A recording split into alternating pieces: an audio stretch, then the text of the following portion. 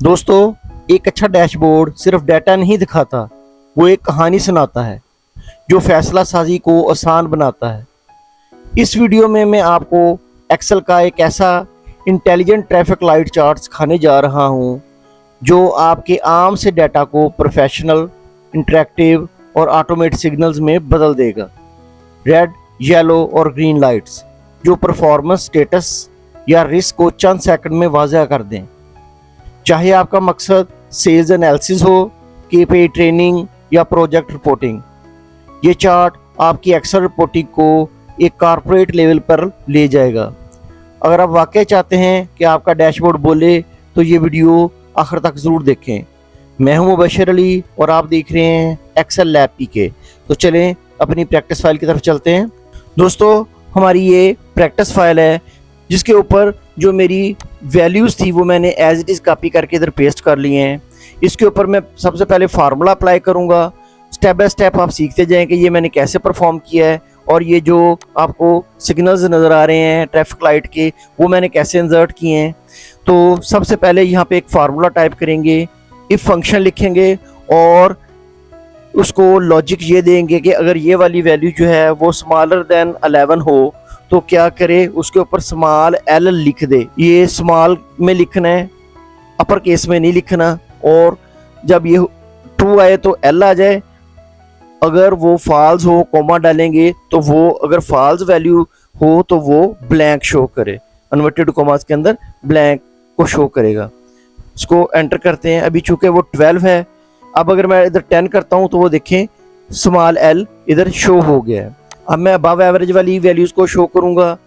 इसके लिए मैं इफ़ के साथ एंड कमांड भी शो करूँगा, क्योंकि एंड कमांड जो है वो 2, 3, 4 या 272 तक वैल्यूज़ का रिज़ल्ट दे सकती है।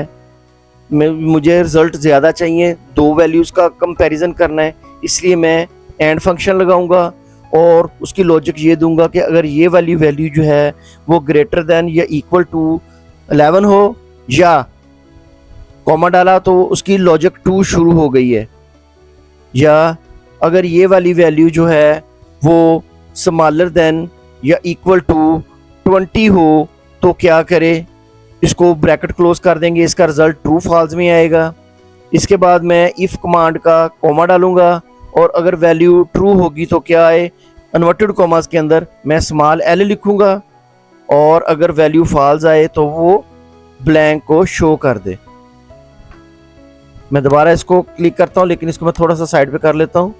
ये देखें इफ़, उसके बाद मैंने एंड का फंक्शन डाला और ये एंड की लॉजिक दे दी कि अगर मेरी फर्स्ट वाली जो वैल्यू है वो ग्रेटर देन या इक्वल टू 11 हो, या दूसरी लॉजिक ये है कि वो मेरी वैल्यू जो है वो स्मॉलर देन या इक्वल टू 20 हो, तो इसको ब्रैकेट क्लोज कर दी। आंसर ट्रू में आएगा या फॉल्स में आएगा। अगर वैल्यू इन वैल्यूज़ के दरमियान में होगी तो वो ट्रू आ जाएगा, वरना फॉल्स आ जाएगा। अगर ट्रू आए तो वो ब्रैकेट क्लोज कर दी हुई है एंड की। उसके बाद ये वाली जो वैल्यूज़ हैं वो इफ़ कमांड को रिप्रेजेंट कर रही हैं। अगर वैल्यू ट्रू आए तो वो स्मॉल एल इन्वर्टेड कॉमास के अंदर लिख दे, वरना अगर वो फॉल्स हो तो वो जस्ट इन्वर्टेड कॉमास डाल दे, तो वो जो कि आउटपुट जो देगा वो ब्लैंक सेल्स का देगा। मैंने एंटर किया, अभी ब्लैंक सेल आ रहा है क्योंकि मेरी वैल्यू उसको मीट नहीं कर रही। जैसे मैं इसके ऊपर 11 लिखूंगा तो वो देखें उसकी वैल्यू उसके मीट किया तो उसने उसका रिजल्ट दे दिया। अब आखिर में फिर मैं इफ़ कमांड लगाऊंगा, इसके साथ मैं एंड वाला फंक्शन यूज़ नहीं करूंगा। अब मैं वैल्यू ये देनी है कि ये वाली जो वैल्यू है ग्रेटर देन हो 20 से। अब वो 20 से ऊपर जितनी भी वैल्यू होगी, अगर वो ट्रू आए तो उसका रिजल्ट क्या है, एल लिख दे इन्वर्टेड कॉमास में, वरना ब्लैंक शो कर दे। एंटर कर दिए। अब मैंने क्या करना है, दूसरा स्टेप मेरा ये होगा कि मैंने इन सेल्स को सिलेक्ट कर लेना है और उसके ऊपर एक हमारा फॉन्ट होता है विंगडिंग्स, वो नीचे ब्लो एंड पे चले जाएंगे तो वहां पे विंगडिंग होगा। ये देखें, ये विंगडिंग, इसको मैं क्लिक करूंगा तो वो उसको सर्कल में कन्वर्ट कर देगा। जो एल होगा उसको वो सर्कल शेप में कन्वर्ट कर देगा। अब मैं अपनी ये जो ट्रैफिक लाइट है ये मैं बताता हूँ कहाँ से ली है। इसको मैंने इंसर्ट टैब या मेन्यू में गया, वहाँ पे पिक्चर्स होती हैं वो उसको क्लिक किया ऑनलाइन पिक्चर, इसको क्लिक किया और इसके ऊपर मैं इधर traffic light without colours type करूंगा और इसको एंटर कर दूंगा। देखिए ये वाला जो है इसको मैं क्लिक करूंगा और इसको इंसर्ट कर लूंगा, तो ये देखें ये शो हो गया, ये बिल्कुल सेम है। उसको बाद उसकी मैं जो साइज़ है वो अपने चार्ट के मुताबिक या जो मुझे रिक्वायर्ड होगा उसके मुताबिक मैं उसको साइज़ कर लूँगा। और उसकी वजह यह है कि अगर मैं इसका साइज़ बाद में करूँगा तो उसके ऊपर जो दूसरे ऑब्जेक्टिव्स मैंने लगाने हैं उसकी वजह से वो डिस्टर्ब हो जाएगा, इसलिए मुझे एक ही दफ़ा इसका साइज़ करना पड़ेगा और उसी के मुताबिक मैं इसके जो ऑब्जेक्टिव्स होंगे या पिक्चर्स होंगी या आइकन्स होंगे वो सारे के सारे उसी के मुताबिक मैं उसी साइज़ के मुताबिक करूँगा। अब सबसे पहले मैंने क्या करना है, ये वाला जो सर्कल है इस सर्कल के मुताबिक मुझे 3 ग्रे कलर के सर्कल्स चाहिए। मैं इंसर्ट टैब में जाऊँगा और उसके ऊपर शेप्स में जाकर ये वाला ओवल वाला जो शेप होगी वो ले लूँगा और इसको इधर क्लिक कर दूँगा। ये देखिए तकरीबन साइज़ ठीक है इसका। अब इसको मैं क्या करूँगा, इसको शेप जो है वो कलर जो है वो ग्रे कलर में कर दूंगा। इसकी आउटलाइन में नो आउटलाइन कर दूंगा और इसके ऊपर पेस्ट कर दूंगा। अब मुझे ये 3 चाहिए टोटल, ये एक आ गया, इसको मैं कंट्रोल की प्रेस करते हुए इसको नीचे तक ड्रैग कर दूंगा या जस्ट कॉपी करूंगा कंट्रोल C और उसके बाद कंट्रोल V कर दूंगा, इधर लगा दूंगा। फिर उसके बाद इसको कंट्रोल C कर दूंगा और कंट्रोल V कर दूंगा। ये तीनों के तीनों ग्रे कलर्स इसके ऊपर आ गए। अब मैंने इसके ऊपर लाइट्स लगानी है।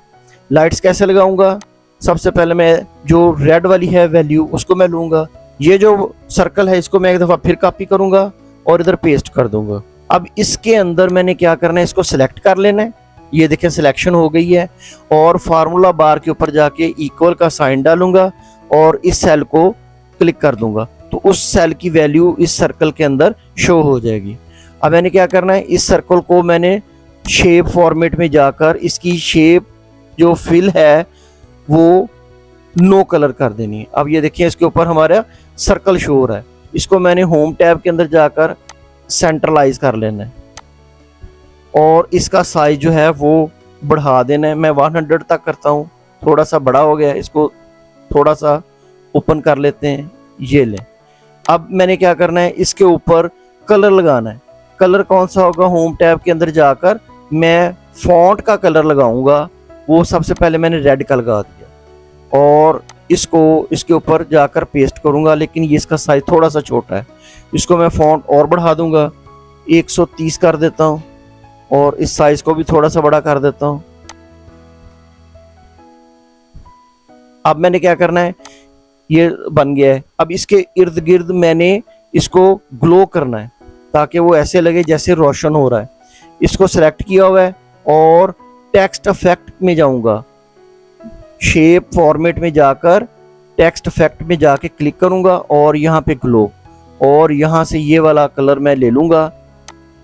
एक दफ़ा मैंने सेलेक्ट कर लिया, उसके बाद फिर मैं दोबारा जाऊंगा इसके अंदर ग्लो के अंदर ही और मोर ऑप्शन, ग्लो ऑप्शन, इसके अंदर जाकर मैं इसकी जो साइज़ है वो कम कर दूंगा, 8 तक कर दूंगा और इसकी जो ट्रांसपेरेंसी है वो भी 0 कर दूंगा।